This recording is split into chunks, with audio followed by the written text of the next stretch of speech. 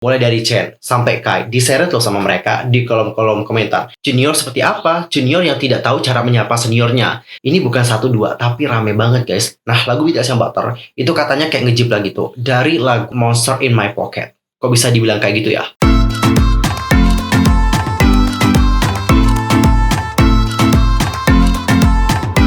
Hai guys, I'm Sokim, welcome back to my YouTube channel. Nah, gimana sih kabarnya hari ini? Baik-baik aja dong ya. Dan buat kalian yang lagi bebek aja, yang lagi sedih mungkin ya, yang lagi galau, pokoknya tetap semangat guys, don't give up. Nah, cenggu untuk hari ini seperti biasa, kita akan gibah-gibah santuy, kita akan bahas tentang update berita dari dunia per-K-popan. Dan juga ini tuh sangat sayang banget untuk kalian lewatkan. Jadi supaya kalian nggak jadi K-popers yang kudet nih, aku saranin buat subscribe channel ini segera. Dan jangan lupa juga buat like, comment, dan share kepada teman-teman K-popers yang lain. Tanpa basa-basi lagi, langsung aja kita capcus untuk bahas beritanya bersama-sama.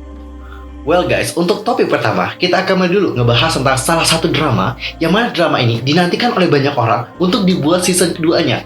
Apalagi kalau bukan Moon Lovers Scarlet Heart Hyo. Nah, cinggu baru-baru ini pemainnya yaitu Lee Jung Ki dan juga Ayu telah berbicara mengenai kemungkinan season kedua untuk drama tersebut. Apakah akan dibuat atau enggak ya? Baru-baru ini, pembuat film Korea itu mulai lebih peduli loh dengan perasaan penonton daripada sebelumnya. Banyak film K-drama yang sukses telah direkomendasikan oleh penggemar untuk dapat dibuat season berikutnya. Kita sebut aja kayak The Penthouse. The Penthouse sendiri itu sudah punya sampai 3 season loh guys. Dan gak hanya The Penthouse saja, ada juga drama lain, mulai dari Love Alarm sampai yang Sweet Home.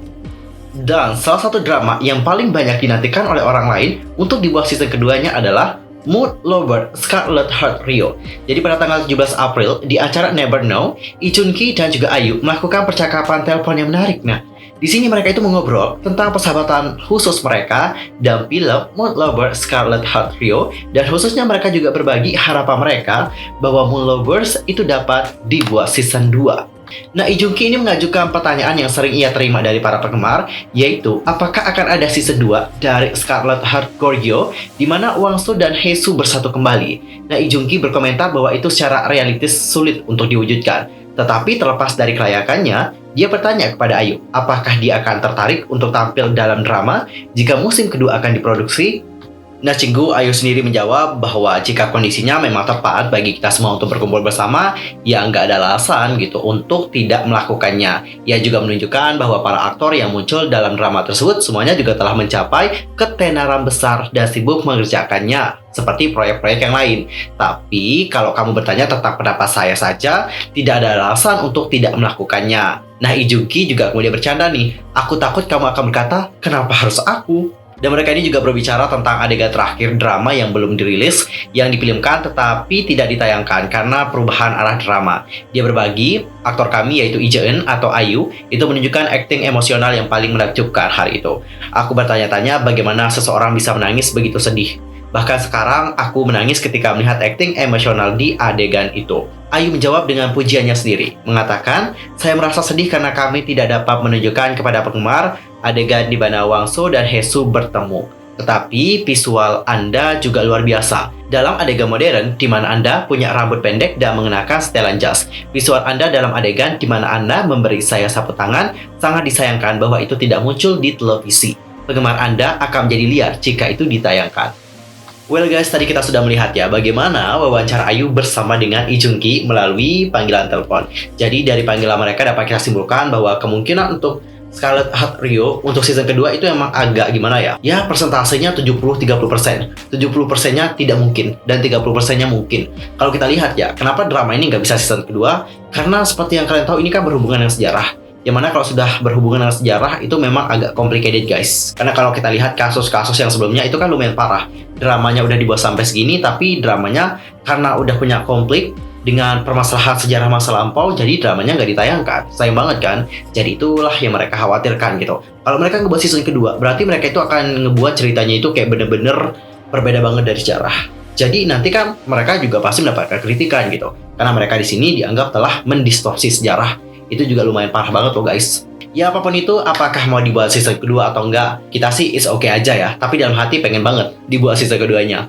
Dan sekarang kita akan masuk ke topik yang kedua. Kali ini datanya dari Subin nih guys. Jadi baru-baru ini Subin itu kayak diajak nikah nih oleh penggemar. Terus jawaban Subin apa ya? Apakah dia mau diajak nikah sama penggemarnya atau enggak nih? Nah, Cinggu, Subin TXT itu telah menyapa para penggemar melalui siaran V-Live pada tanggal 18 Juli.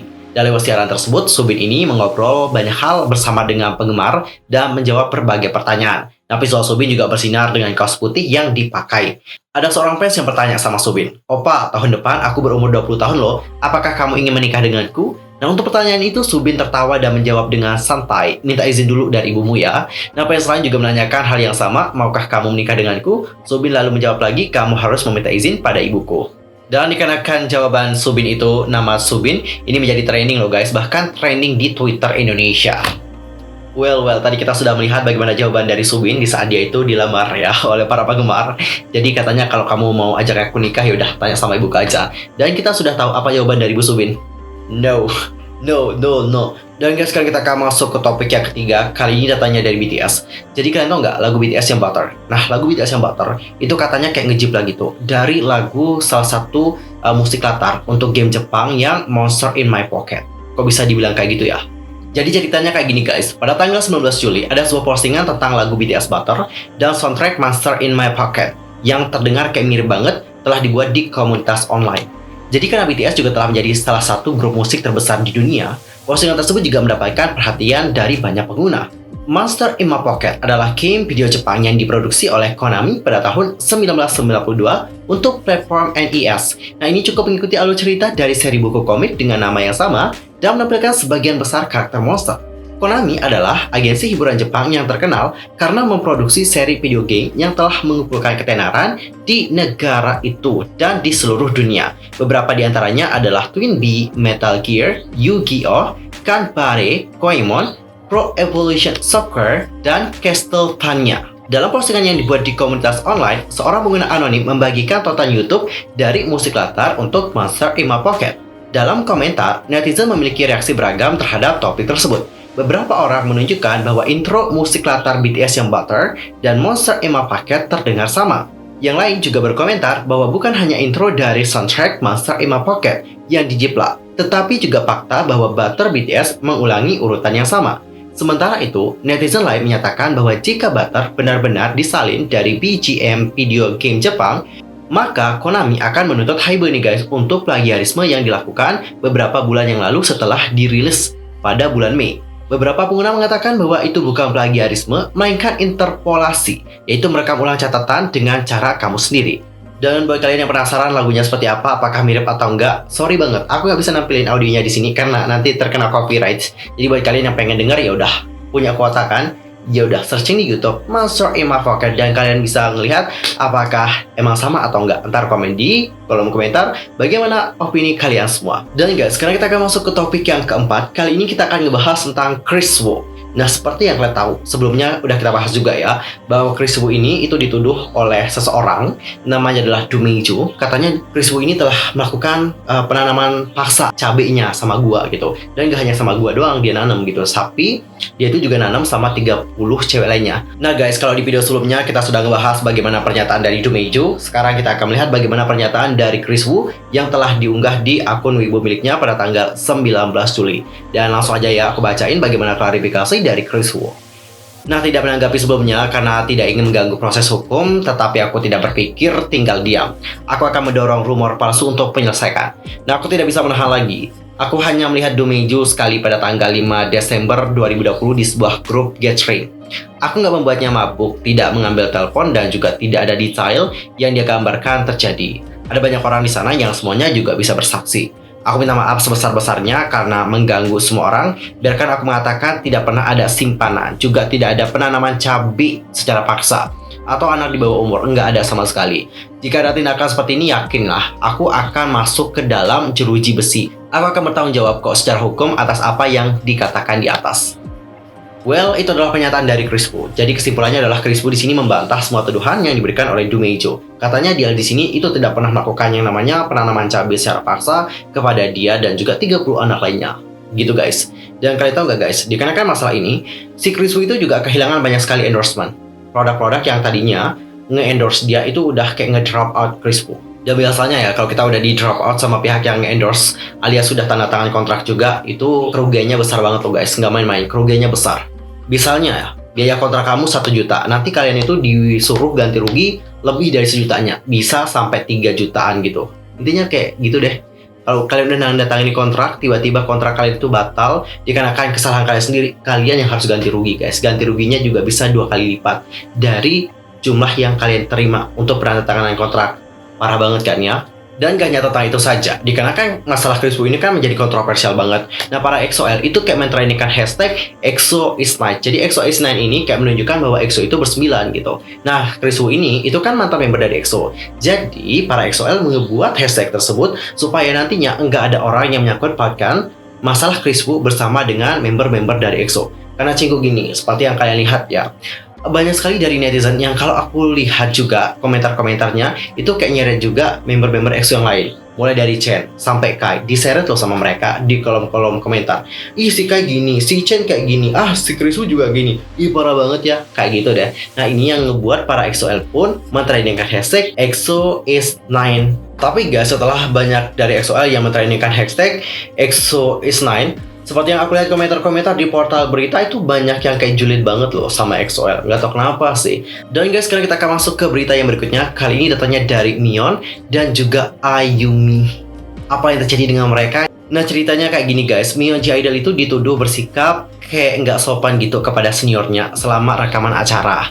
Nah, senior yang aku maksudkan adalah mantan idol dari SM Entertainment. Namanya adalah Ayumi. Jadi pada tanggal 15 Juli, episode kedua dari acara IHQ, yaitu Quiz from the Star, yang menampilkan Mion J-Idol sebagai pembawa acara telah ditayangkan. Dan selama episode kedua, mantan idol SM Entertainment atau Ayumi itu muncul sebagai tamu di acara tersebut. Nah, saat pembawa acara dan tamu berbicara, komedian Jo Se-ho yang juga pembawa acara bertanya kepada Ayumi apakah ini pertama kalinya dia bertemu dengan Mion, dan Ayumi menjawab, sepertinya ini pertama kalinya deh aku bertemu dengannya. Rekan tamu Huang Hee kemudian bertanya kepada Ayumi, bagaimana sih kamu ngelihat Mion sebagai junior kamu? Nah, Ayumi pun kemudian menjawab pertanyaan dari si Huang Hee. Dia berkata, Mion ini adalah junior yang tidak menyapa senior. Junior seperti apa? Junior yang tidak tahu cara menyapa seniornya. Dan mendengar jawabannya itu, Mion pun bingung dan langsung berdiri dan memegang tangan Ayumi. Ayumi kemudian menambahkan bahwa dia hanya bercanda. Namun, segmen tersebut menyebar ke berbagai forum komunitas online dengan komentar netizen bahwa itu mungkin bukan sekadar lelucon dari mantan idol SM Entertainment itu. Netizen berkomentar bahwa mereka pikir Ayumi mengatakan yang sebenarnya berdasarkan reaksi awal dari Mion. Dan bagaimana baik Ayumi maupun Mion tidak mengklarifikasi bahwa Mion benar-benar menyapanya sebelum syuting episode tersebut.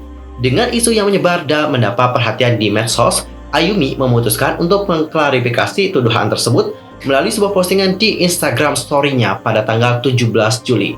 Nah, menurut klarifikasi dari si Ayumi, dia telah menerima direct message tentang Mion.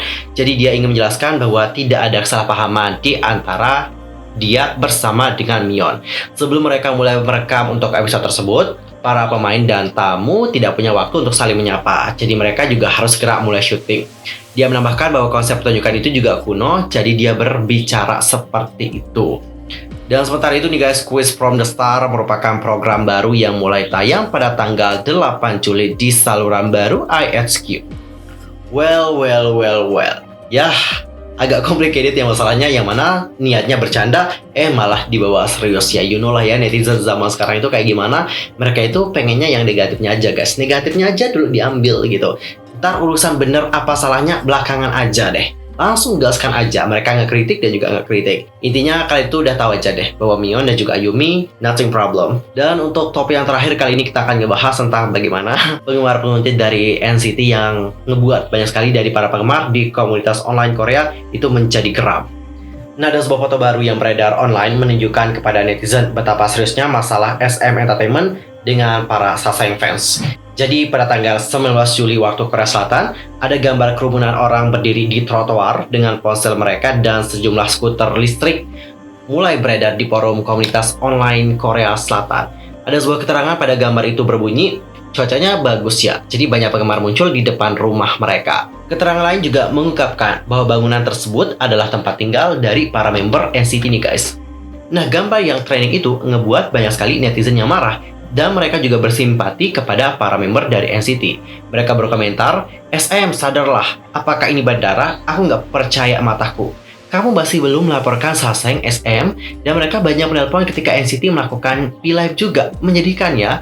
Yang lain juga mempertimbangkan betapa merepotkannya situasi itu bagi penghuni gedung lainnya juga. Dengan menyatakan, EXO dulu tinggal di kompleks apartemen yang sama dengan sepupuku yang lebih tua. Aku terkejut saat melihat Saseng di depan rumahnya. Aku akan melihat mereka melalui jendela ruang tamunya setiap hari dan juga berpikir, wow, pasti begitu sulit ya untuk EXO. Satu-satunya hari saya tidak akan melihat mereka adalah ketika EXO memiliki jadwal. Saya melihat mereka setiap hari, saya melewati Taman Cheongdam yang berada tepat di atas tempat tinggal saya. Sebenarnya ini kita sempat bahas ya pada waktu yang lalu, tapi ini juga kembali trending nih guys, gambarnya kembali viral dan juga ngebuat banyak sekali dari netizen yang geram gitu melihat apa yang dilakukan oleh Saseng. Bayangin, itu rame banget loh. Ini bukan 1-2, tapi rame banget guys. Di halamannya itu Sasengnya. Wis gila ya, nggak ada malu banget nih sama sekali. Dan kalau kita berbicara mengenai EXO, Saseng EXO benar-benar parah sih. Sampai di hotel, kalau nggak salah ya, si Tao itu kayak dipasangin gitu loh, kamera pengintai di hotelnya. Ih, serem banget sih. Makanya sekarang SM Entertainment juga akan menuntut para Saseng gitu. Dan mereka juga telah mendapatkan bukti-bukti yang mana bukti ini akan memperkuat tuntutan mereka dan akan memberikan para Saseng ini hukuman yang tepat bagi mereka. Oke guys, berita dari NCT tadi menutup perjumpaan kita untuk hari ini. See you next time di video berikutnya. I'm Kim pamit. Annyeong. Kamsahamnida.